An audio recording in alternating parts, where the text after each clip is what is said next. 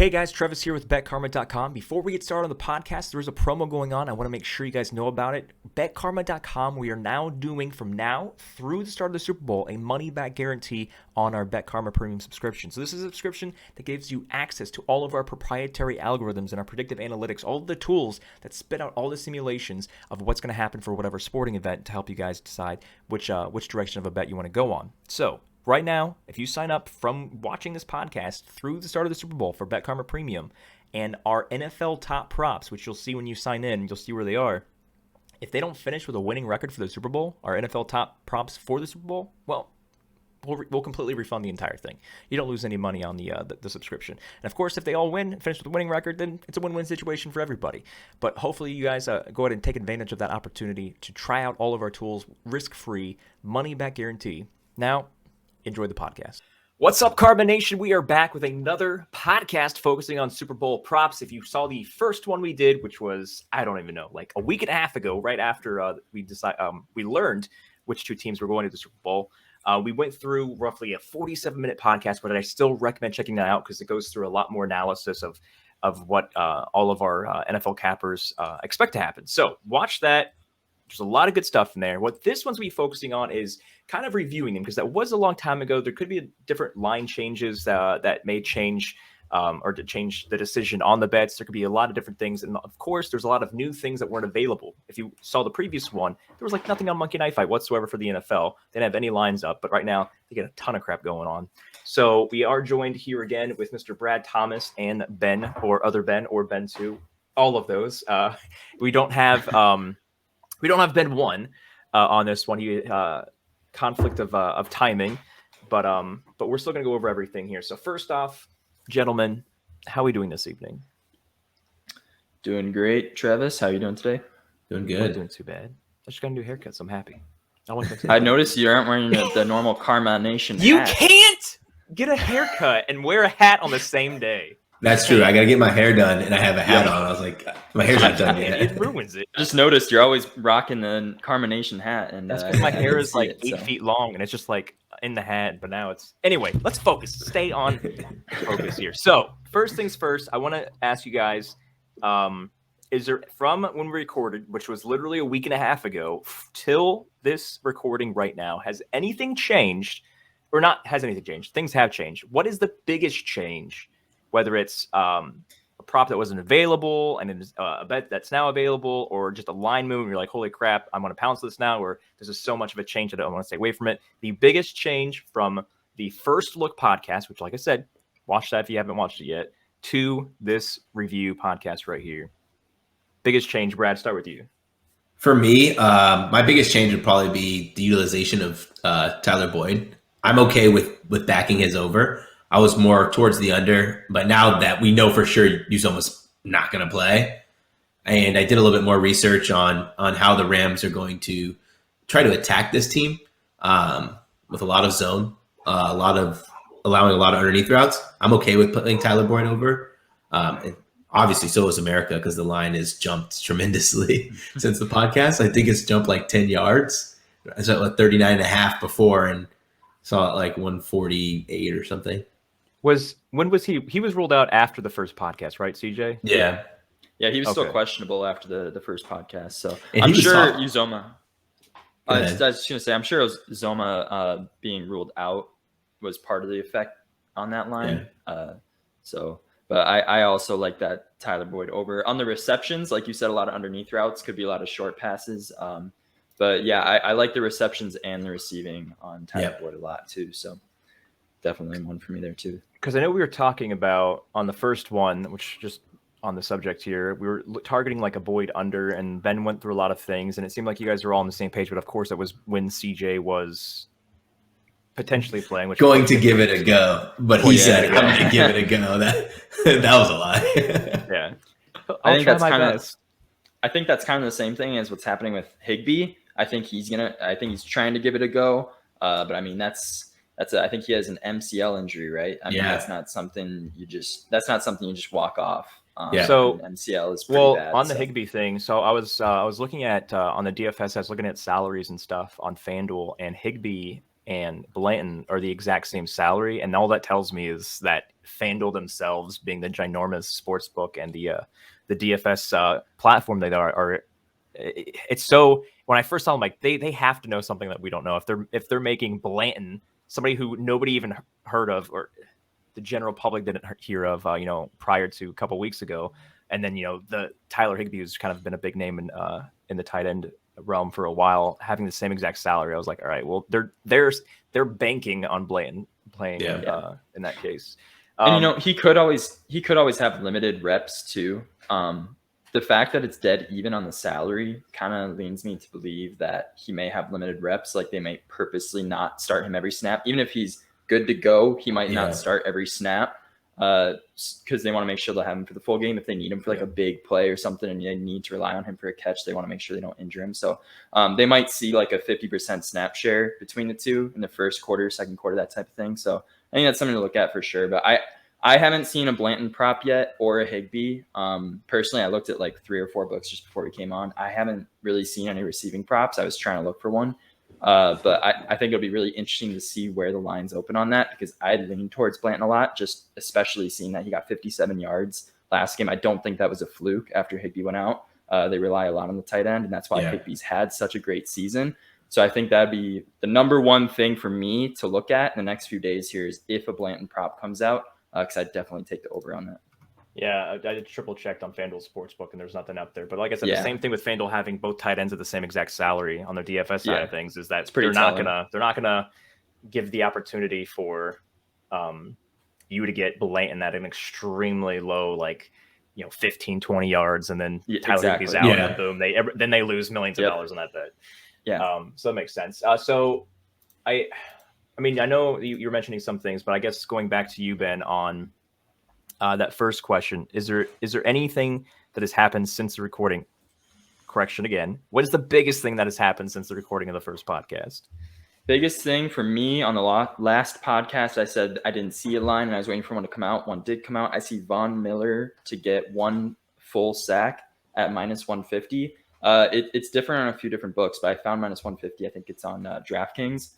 So I think that's pretty good odds, honestly. I thought it might open up closer to even. But after looking into it more, I actually wrote an article on it. And I mean, that I think it's really good odds even at -150. Aaron Donald's at -200.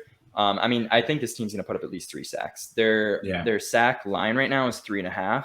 And that's just about even. So, I mean, the books are thinking they're going to get around 3. I think Von Miller's good to get at least one of those. He's had a sack in every single game in his past 6 out of 7. The only one he didn't was the NFC Championship, but that San Francisco line was pretty good. So I think he's really good to get a sack, and that's 1 full sack. So he can get 2 half sacks, and that'll still cash as long as he ends with 1.0 on the box score. Cool. That'll still cash. So I really like that one. They're going to be doubling Aaron Donald probably the whole game, if not Leonard Floyd. They're going to be worrying about those guys. I think Von Miller is good to break one. All right. So what I'm going to do first is I'm going to do some quick housekeeping things. And then we're going to go in and go to everybody's bets. I'm just going to review all of the ones from the first podcast. And if there's anything, if any of you guys are like, I'm still on board, I'm hammering it even harder, or I'm staying away from that one now. I know we just mentioned that we're staying away from the under Boyd receiving yards now. But we'll get to that in a second. But there's something I do want to show you. So I know we're just a couple minutes in here. So I'm extremely excited about this. I just talked for like 15 minutes before we started recording. I just show Brad and Ben this. So we just launched the world's best automated bet tracker on betkarma.com. And I have put a lot of blood, sweat, and tears into this baby. And the fact that it's live on the site right now makes me so happy. So what I'm going to do real quick is I'm going to pull it up on the good old screen here. So this is free to use. Right now, this first version is just for people who live in a legal U.S. state that have accounts on legal U.S. sportsbooks. I'm talking, DraftKings, FanDuel, Caesars, PointsBet, all the ones that we're partnered with. If you have an account, or if you live in a legal state and you have an account, then you can use this as you are listening to this podcast. If you live in a legal state and you haven't signed up yet, even better. First, what you want to do before you go to the bet tracker, just click on where to bet. There's thousands and thousands of dollars of free bonus. Free bonus money that all these books are giving out for the Super Bowl. It's crazy. They're like doubling down on bonuses because they know the Super Bowl is extremely massively bet on. And so it's the easiest time to get people to join them on their platform. But all that chit chat aside, the bet tracker, I just want to show you real quick here. As you see on the screen. So this this is connecting in the books. You're not manually putting data in at all. If you have accounts on Caesars and DraftKings and FanDuel, and like I said, all of the other partners we have, you just log in to your account and automatically pulls every single bet you've ever placed on that account. And you can first you can see all the completed stuff here. Then you click on pending, and it'll show you all the stuff that is yet to be complete. And of course, we have a stats. They'll show you your record, your ROI, how much money you've made or lost over the last 30 days all time. And then particularly just parlays, we kind of segmented them because parlays are a lot different. And then you have this filter as well here, and you can see your record across all the different leagues all at the same time. So this is something that I'm extremely proud of. So if you are in one of those states, please start playing around with this and then send me a message. You can send me a DM on Twitter or send me a DM in our Discord, which if you're not in there yet, go to betkarmachat.com. I want to know what you guys think about this, because this literally like made the month of February for me. The fact that we were able to get it out before the Super Bowl. So let's go to the review side of things. So what I'm going to do first is let's go. Let me pull up that here. Okay. So first I'm going to go to Brad. I'm going to read off your 5 bets that I recorded you mentioning in the pod. And then out of those 5, you tell me if there's anything that you are indifferent on, stronger on, or staying away from. We have Stafford over 24.5 completions, Mixon longest rush over 13.5 yards, Mixon over 3.5 receptions, Chase over 100 receiving yards, which is the alternate spread, which is a plus 188, and then Chase over 5.5 receptions. Out of those 5, how has things changed in the last week and a half here for you? Out of those 5, the one that I've hit the hardest has been Chase, 100 yards. I really do think that the game script makes this a much better play than what I initially thought. I was blinded so much by the Bengals are going to win this game, even if I really didn't believe it. But I do think that the Bengals let's say the Bengals get the ball first. They punt on their first drive. This is a home game for the Rams. Scripted drive. The Rams, in my opinion, are getting points on the first drive regardless. Let's say it's 7. That puts the Bengals down 7. The Bengals go and have an empty possession again, and the Rams score again, whether it's a field goal or a touchdown. That's 10 or 14 points. Game script then makes me love Jamar Chase way more, because no more of that first play run every first down that we love to see from the Bengals. It's going to be throwing a lot more, because you can't get behind by double digits versus a good defense and think that you're going to run the ball and get back into the game. So I've grown to love that play a lot more. Go ahead. I was going to say, is there anything out of those 5 or out of the 4 that are left that you're like, you know what, not as strong on that one anymore? It's going to be Joe Mixon receptions, and it's not that I don't like the play. I'm trying to wait as long as possible to see what's going to have more value, receptions or yards. This has been a pretty volatile market in comparison. Outside of Odell Beckham is probably the most volatile market that I've seen, and his is going up and down. But like Joe Mixon's going pretty haywire. So I kind of want to see where it lands and make my determination if I'm going to take over yards or over reception. So I'm not as heavy. Not saying that I don't like it. It's just I want to make sure I'm very cognizant of finding the best option out of the 2. All right. So going over to Ben's, I believe he had 5. Well, he mentioned the Miller sack, but we didn't have a line at the time, so we'll put that aside for right now. But aside from the Miller sack, Ben mentioned Mixon over 25.5 receiving yards. Blanton, if he starts, over 30 receiving yards, which of course we don't know that information, so that's not a prop that's available right now. OBJ over 63.5 receiving yards. That Ben 1 was very strong on as well. When I was asking the anytime touchdown, he went with Mixon touchdown, which at the time was plus 105. And then for alternate spreads, he was talking about how all these games are so close and finishing by field goals. So he would shave off, but I think it was -4 at the time, so like 1.5. So he said Rams -2.5, just get a better payout there. But out of those 5 I just read off, Ben, what are you stronger on than you were a week and a half ago? I'm stronger on OBJ for sure. I think, even if Higbee does play, like we're talking about, sharing that snap share, I don't think he's going to play. That's a hard injury to just kind of walk off, that MCL injury. So I do think we won't see him as much, which opens up the field a little bit more. Van Jefferson is also questionable right now. I bet he's going to play. Also could see limited snaps, though, just because if they need him in the third and fourth, they don't want to, quite push it in the first half. So I think we're going to see a little less of them, and that leaves OBJ, who's had very strong performances, especially in the postseason. He's only kind of ramped it up, in my opinion, just watching him the last few weeks. So I really like this. It's actually, surprisingly, it's gone down at least 1 yard on DraftKings. I just looked at it, 62.5. So I'm not sure exactly what the story is behind that, but either way, I still really like it. I think he can break 60. So he's had 19 catches on 23 targets in the postseason. He's catching almost every ball. His hands have looked incredible. He's looking like vintage OBJ. So especially with those few lingering injuries there for the Rams, aside from Cooper Kupp, I think OBJ is going to be the very strong second option here. So I like him to break 60 yards here. One that I was kind of looking at, Mixon, I'm still heavy on his yards. Brad brought up a good point about receptions and yards. I'm kind of leaning towards the yards just because I feel like on a lot of those plays where they're going to stack the box, if Mixon can just break that, he can get a few really big receiving like plays. And if he gets those kind of short little check downs on plays where they're bringing pressure, the Rams are probably going to be bringing a lot of pressure in this game. So those short check downs are going to be probably a play they go to quite a little bit. So I do think the receiving yards is pretty good there. I think that's about it. I'm pretty much the same on everything. I haven't really taken anything off, except for I am switching from Rams. This is actually the biggest thing. I don't know why I didn't even mention this, but Rams -2.5. I'm switching. I'm going Bengals +4. I think I think there's actually a pretty good middle opportunity here. It'd be a pretty dumb bet to actually place, but I think the Rams are going to win by one possession, whether that's 7. I don't know, but I do like the Bengals here with the points after thinking about it for an extra week, just because of their passing game. Every part of me was saying the Rams have the better team. They're going to win. Don't overthink this game. But then every other part of me watched the Bengals in the postseason, and they've pretty much outplayed all the standards, and they've had a pretty magical run. So, I mean, is it kind of an emotional bet? Maybe. But like you said, Brad was mentioning Jamar Chase. He's looked unstoppable.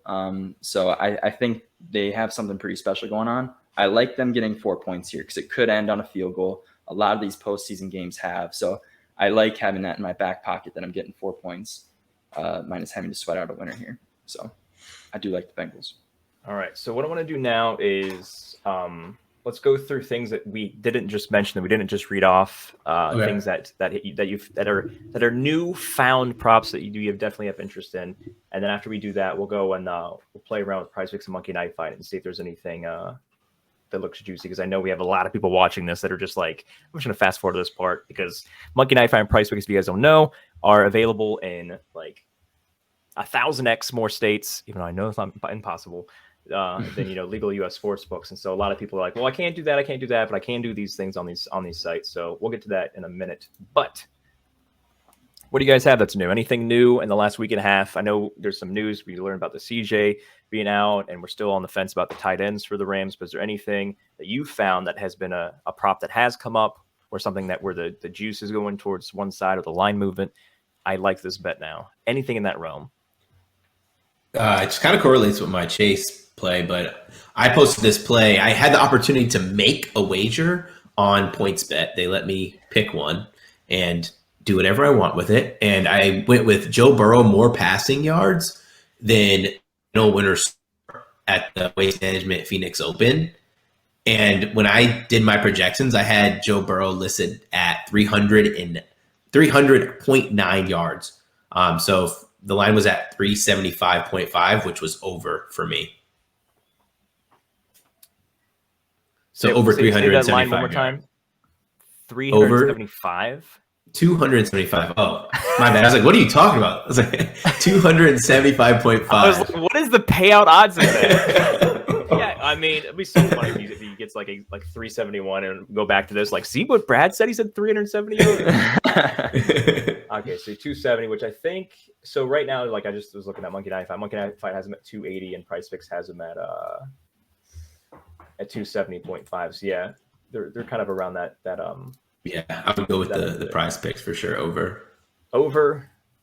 Burrow passing yards. All right, Ben, what about you? Anything that's come out that strikes your fancy?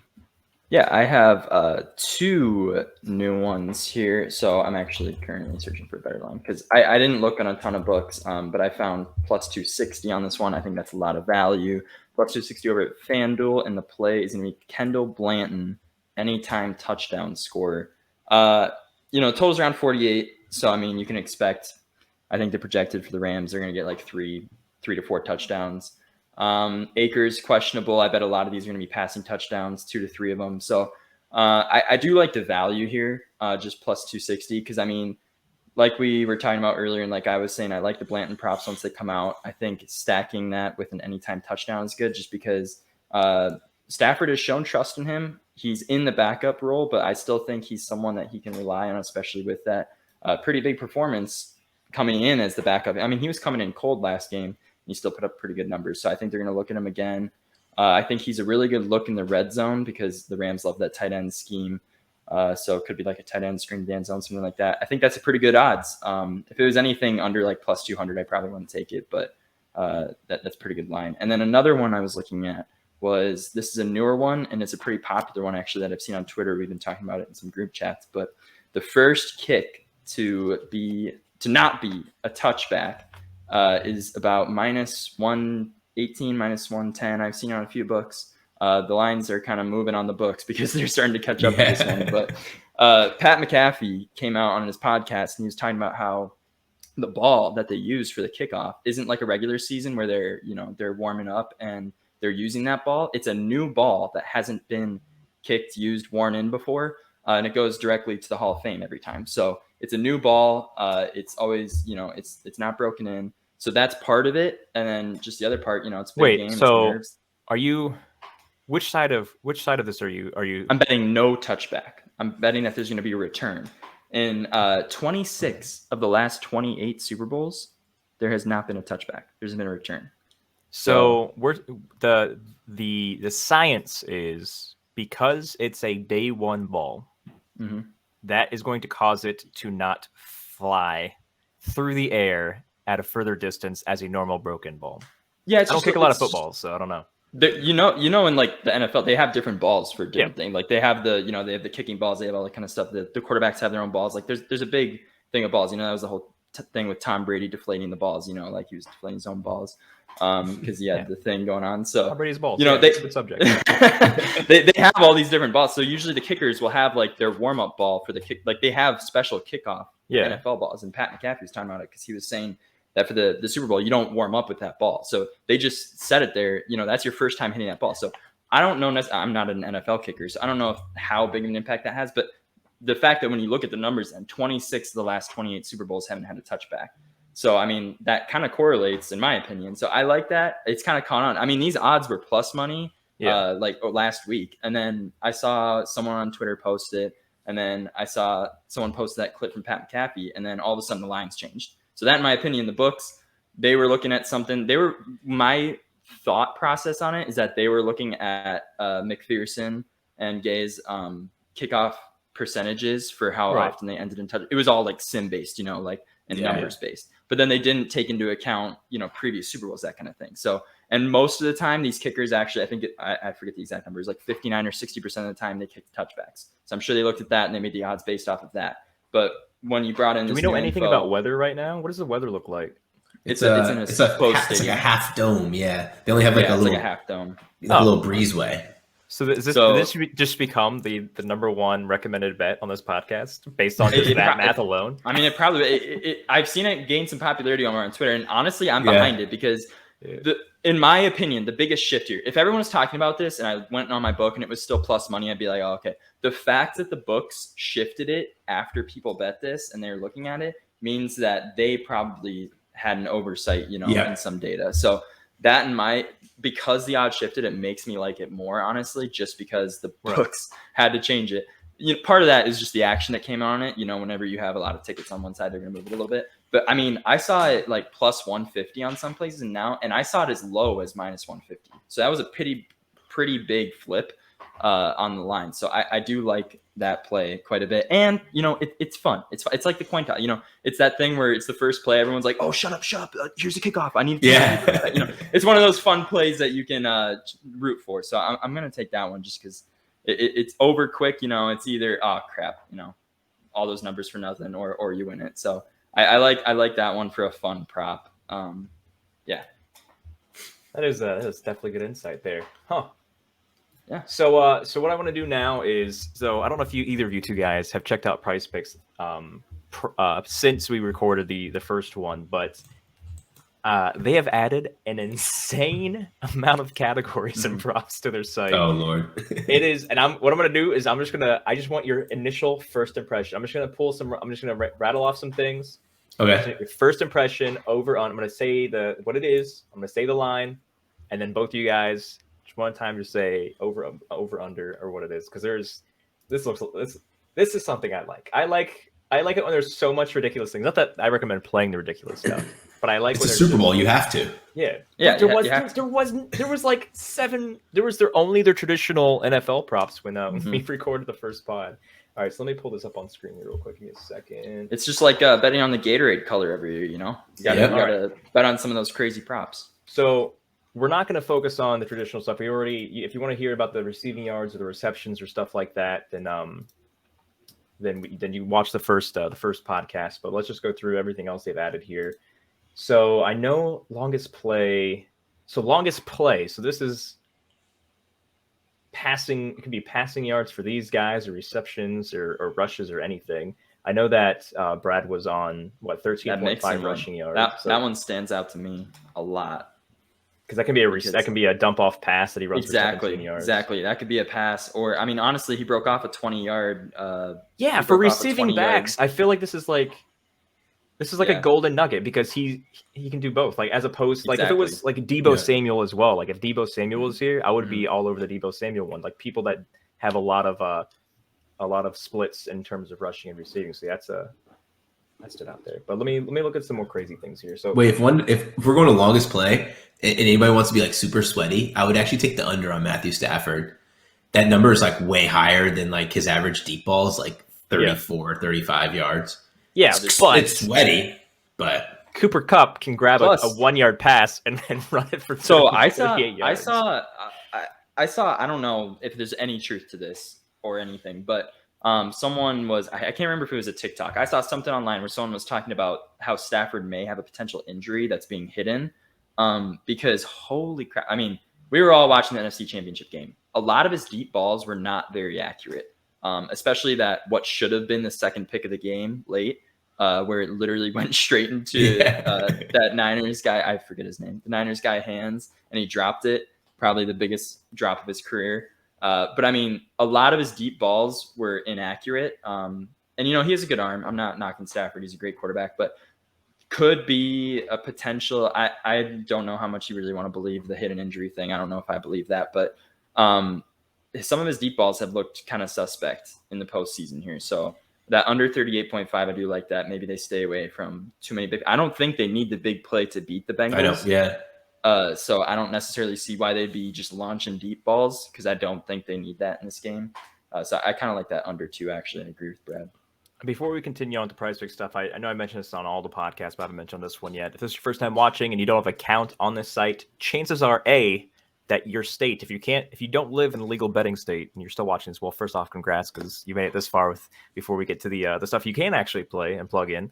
But if you do not have an account on Prize Picks yet, it's very simple. Just go to prizepicks.online. When you type in promo code KARMA when you deposit for the first time, you get a $100 deposit bonus up to 100% match. Or 100% match up to $100. You know what I meant. But once you do that, you'll have $200 to play with if you deposit $100 with the promo code, and then you can do a handful of entries if you want to. So right now we're looking at the targets, which is targets something that you can find on FanDuel and DraftKings? I don't think so. I mean, you can look at I just checked FanDuel's not on there. Okay, so you can look at past attempts for a quarterback, but not usually targets for the player. All right, so since you guys can see the screen, instead of me just bringing up a name, just glance at the screen real quick and tell me if anything stands out, and if not, we'll just keep moving through different categories. I mean, the obvious one to me is Chase. I mean, 9 targets. I don't see how he doesn't break 10 in this game, to be honest. He sees 10 regardless. Yeah. I mean, targets. I mean, if we were talking about receptions, that's high. But targets. He's seeing like 11 targets per game. I don't know off the top of my head, but I literally just looked at it this morning. I think it's like 11 per game. I can pull it up pretty quick here. How many targets? But I mean, that seems surprisingly low to me. Maybe it's a trap line. Maybe he gets injured on the second play of the game. Yeah. Price got some guy out there with a sniper rifle taking out his ankles. Ha That just seems unbelievable. So targets, here we go. So he had 9 last week, or sorry, almost 2 weeks ago now. He had only 6 against the Titans, 12 against the Raiders. So I mean, he hit that in 2 of the postseason games so far. Mm-hmm. And then he had 4 in that game, but he got pulled. 12, 10. So I mean, he hit 10, 12, 4, 12, 6, 9 in his last 6 games. So I mean, so with how much, with how much the Rams defense is going to be all over the soul of Joe Burrow and how many sacks to give up. That's what, I mean, for me, just looking at these 4 rush attempts right here, I feel like him having over 3 rush attempts, which is probably just him scrambling out of the pocket from getting chased at least 4 times over the course of the entire game. That's, I don't know. For me, anyway, that's what stood out. But what do you guys think about the rush attempts here? I kind of like the under on Joe Burrow, to be honest with you. Thank God someone said that. See, God. Now, I don't necessarily disagree with what you said, but at the same time, I don't necessarily think of Joe Burrow as the most mobile quarterback because he's not. So he'll just take the sacks. Not to necessarily take the sacks, but if you think about it, a lot of these, the offensive line, they're ranked 20th in PFF. They're obviously, everyone's been talking about the offensive line, the sacks, and like I brought up, that pocket's going to be collapsing, and usually it's kind of harder to break it. If this is Kyler Murray, sure, I think he could escape the pocket. But I'm not sure how confident I am in Burrow escaping the pocket, and I'm not sure how many designed rush attempts he's going to have. So I wouldn't be surprised if that under hit myself, but I don't know. So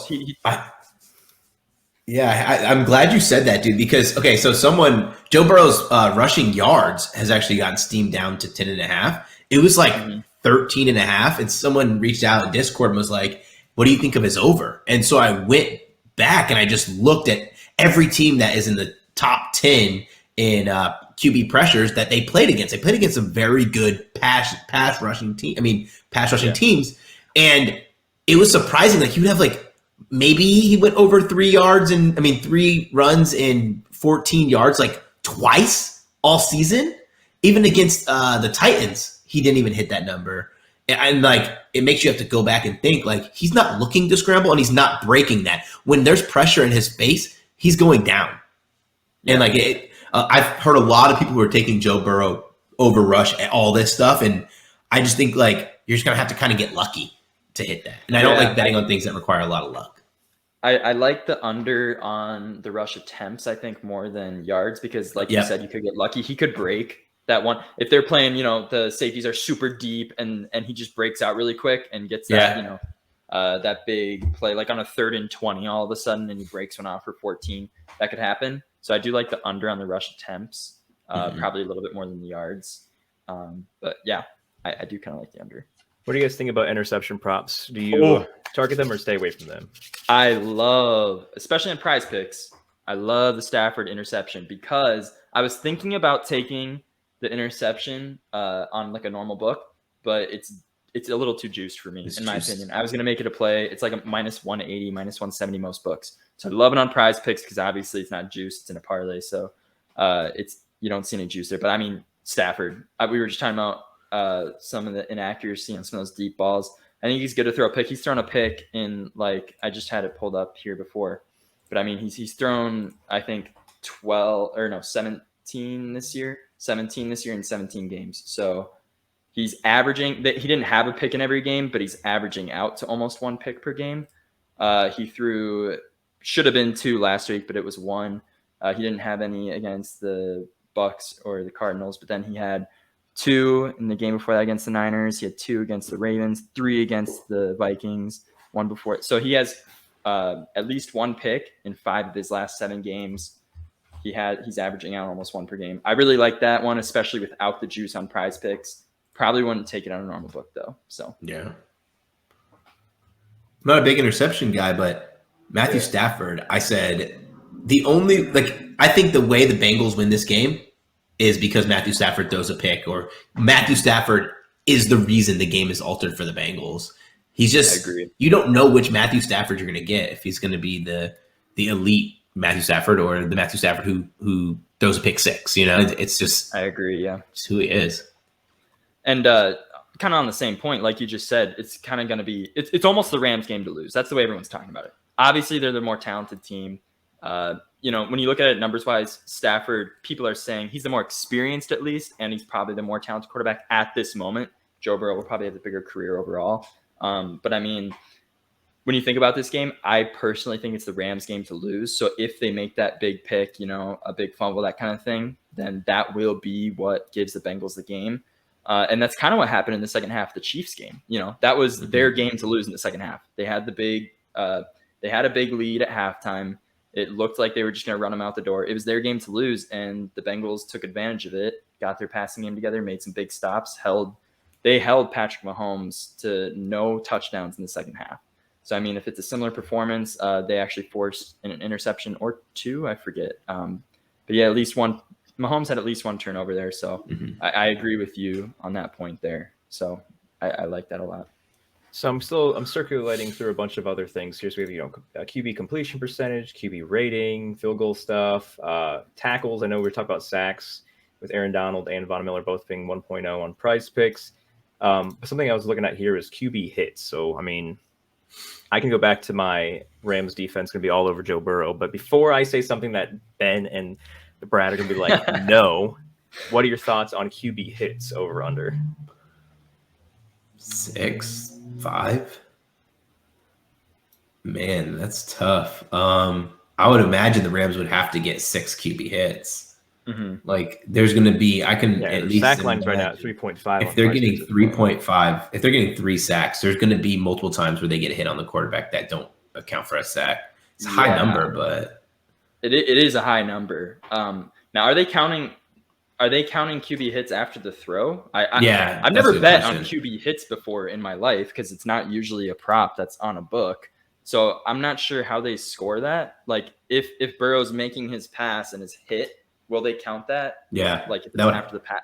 I don't know. That's a good question. You're right. That is a gray area that probably, now that you... It's a little bit of a gray area. It's like, you don't want a gray area when it comes to props. You'd be like, oh, I hit. And they're like, no, he wasn't actually hit. Exactly, yeah. Like how are they going to grade this on the official? I'm sure it's going to go by the official NFL scorebook, but I mean, how do they officially? I don't usually look at QB hits, so I'm not sure on that one. So I know that Ben One mentioned on the first pod that he liked the 2-point conversion attempt, and it seemed like Brad and you guys were interested in that prop as well. So right here we have 4th down conversions allowed.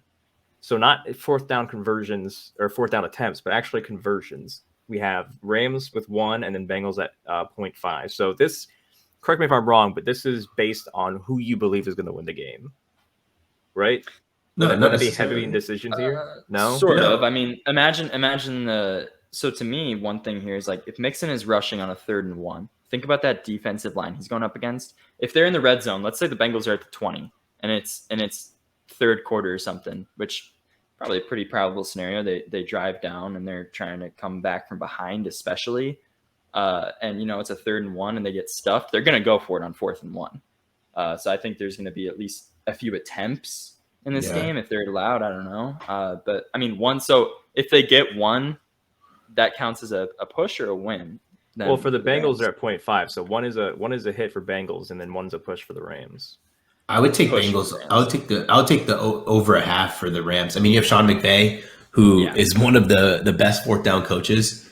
He's fallen off a little bit this year, but one of the best 4th down coaches and going for it in his play design.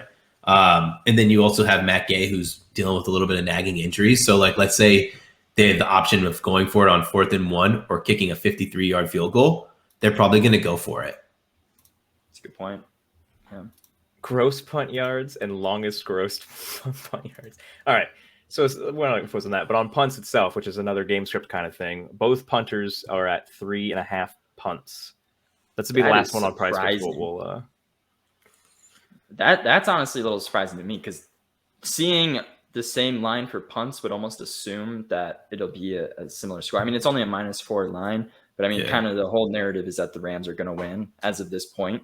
You know, the Bengals are the underdog here, so the fact that the punts are at the same line is a little bit surprising to me. But I guess that could also mean like the Bengals are going to go for it more on 4th down if it equals 4th and short. So I mean, so I know we've all heard this saying that like life's too short to bet the under, and people always want to bet the over. They always want to see a high scoring game. They always want to see a lot of action.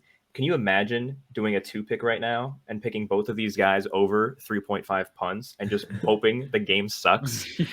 So you get this little 3x here.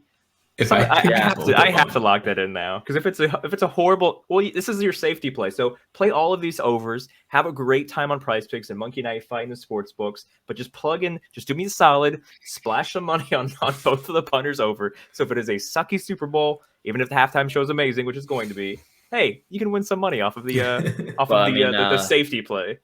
The last time the Rams were in the Super Bowl, I don't know how many people remember that, but they only got 3 points. So.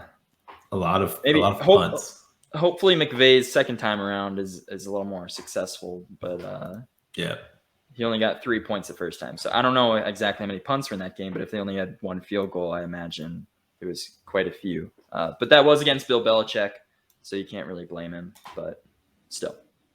All right, so I'm just going to go to Monkey Knife Fight for one thing. So Monkey Knife Fight has a lot of the traditional stuff, just like Prize Picks has. It has stats-based things, it has fantasy points, over, under. They have some other contests as well that are different from those. But something that Prize Picks does not offer is they have a 6-pick over-under for a 40x, so you can turn 10 into $400 with this.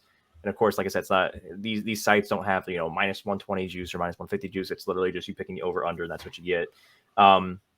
So if you don't have an account yet, Monkey Knife Fight down online, same concept as Prize Picks. Use promo code Karma, get that $100 deposit bonus up to $100, 100% match. So let's just look at the 6-6 real quick. So this is the only thing they're offering right now as of this recording. That's a 6-6 play for the Super Bowl. So based on all that we've said, and based on these current numbers that you guys can see on the screen right now, go ahead. You could either of you can chime in on any of these 6, but let's start knocking out these 6 here for this play we'll do live on the podcast. What's the most no-brainer over under out of these 6 right now? I would say probably, man, it's tough. Either Burrow over, or I'm leaning Mixon under. This is a rush defense that's allowing 50 yards. Last time they've had a 60-yard runner is middle of the season, especially if the Bengals get down. So maybe those two kind of correlate. Burrow over, Mixon under. It's tough. All right. Yeah, I like the Burrow over. You said you had him projected for about 300 yards. I think they got a lot close to. This to me is a negative game script for the Bengals. Assuming all things spread wise and just what I think will happen. I know it's a negative game script, so there's going to be a lot of 80.5 Jamar Chase here. I'm sure Brad's all over that. 100 bets. And then I know that you're all on board the Odell over yards, but what do you think about the 5.5 receptions, Ben?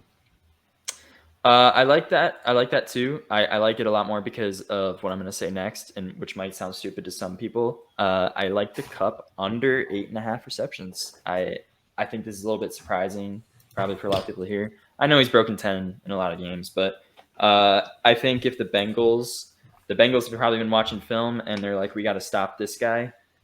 It's hard to stop him. He'll probably still have pretty close to that number. So it's a sweaty under, but I think it does hit because I think he will be the prime focus of this Bengals defense, especially because they're not a great secondary to start with. And then 8, even if he misses he hits with 8 receptions, he can still have an amazing game at 8 receptions. So exactly. Yeah. He could have 8 receptions and over 100 yards easily. Yeah. So, I mean, and because they've been relying on OBJ a little bit more, he's seen a lot more production here. So I think they could have more of a split share here. So I think that 3 reception difference between OBJ is actually good middle ground. So you take the over on him, and he could hit 7 or 8. And then Kupp taking that under, he could hit 7 or 8. They could still end 7 or 8 each, and both of those would hit. So I like with this, the correlation of this play on the Rams side, well, it looks like Bengals are going to be down because we're going over yards on receptions, receiving yards, passing yards, and then under on the rushing yards. So if we're going over 5.5 for Odell, under 8.5 for Cup, which direction are we going with 288.5 for Stafford? To make it all line up with the correlation of what we just did. It's gross, but man, I would lean under. God, it's so gross. Oh. It's hard, man. That's a hard one for me. Did Pat Mahomes break 300 against them? I feel like he had a solid first half and then didn't do anything in the second half. I think he ended at like 280.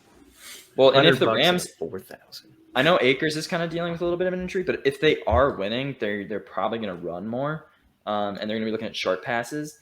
I'm not sure how much we kind of touched on this with the biggest play under 38.5 for him, but I'm not sure that they're going to need to rely on the deep ball. It might be a lot of short passes. They might have a lot of short drives, that kind of thing. So, and especially if they have a 1 or 2 touchdown lead, they're going to run a lot more. So I don't know that he'll necessarily break 300 here, in my opinion, but it's a tough call, man. He could break off and have a great game. Yeah. If McVay also said that he's willing to work in Henderson a lot more too this game. So I don't think he's going to be getting some action in the Super Bowl. And I don't think that this is a game where the Rams have to throw the ball. Like, what have the Bengals proven with their rush defense? Like, nothing all season. I think that they're okay with taking the short passes, running the ball when necessary, not forcing it, just going out there and McVay not out-coaching himself. Just go out there, stick to your X's and O's, stick to what got you there, and win the game. Yeah, especially because, Akers has the dealing injury. But if Akers is good to go and Henderson is going to get some action, you have 3 looks in the backfield. You have Michelle, Akers, and Henderson already. So, I mean, that's a pretty prolific backfield there. You can do a lot of things with that, even if it's short passes, little screens and stuff. But small yard plays, which will turn into not, because usually when you see those over 300 yards hitting is when they have those big plays, like 60-yard touchdowns, 70-yard touchdowns. If it's a bunch of small plays, then that's probably going to be an under there. Trying to find if there's any props for Henderson. We didn't find any yet. So no, they're not going to put those up till like last minute if they do. Yeah, he's going to be option number 3. Yeah, I haven't seen anything out on him. No. Props, but that's actually I was confused. I saw him still on the injury report, but I'm sure he was going to be lifted off.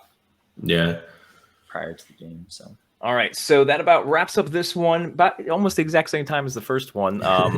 So make sure that you guys, which I know that the promo is going to go before this podcast starts, you're going to see it on the screen about the money back guarantee. So make sure you do sign up for Bet Karma Premium to get that money back guarantee.